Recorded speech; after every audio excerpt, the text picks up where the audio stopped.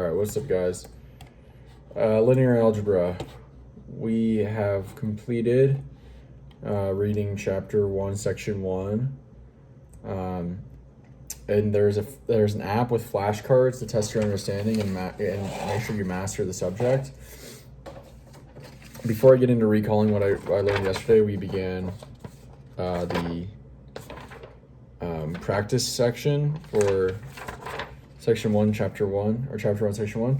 But right now what I'm going to do is I'm actually going to input these flashcards. So first thing is going to be chapter 1. I'm going to create a deck in Anki called Systems of Linear Equations and Matrices. Enter. Okay, and then within that, I'm going to create another deck, and I'm going to call it 1.1 Introduction to Systems of Linear Equations. Cool. Okay. And now I'm going to go ahead and create these flashcards. There's 14 of them. There's a lot, but this will take some time. So I'm going to be back once I've completed entering in these flashcards. I'll be back in a sec. Guys, I just added those 14 flashcards to my Anki deck. I'm going to start doing them tomorrow. That took about 15 minutes, so most of my time's gone today. What did we do yesterday, though? We finished the section on augmented matrices and elementary row operations. Elementary row operations are basically the same thing as manipulating the equations in a linear system in order to reveal the solutions without changing the solution set. So you can multiply a row by constant, non-zero constant. You can add one row to another, or add one row multiplied by constant to another, or you can basically flip-flop rows.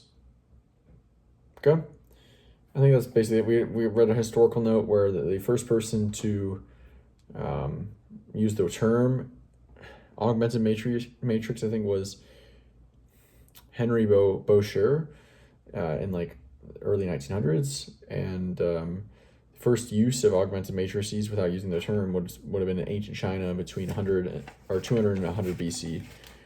Let's check out if we're missing anything.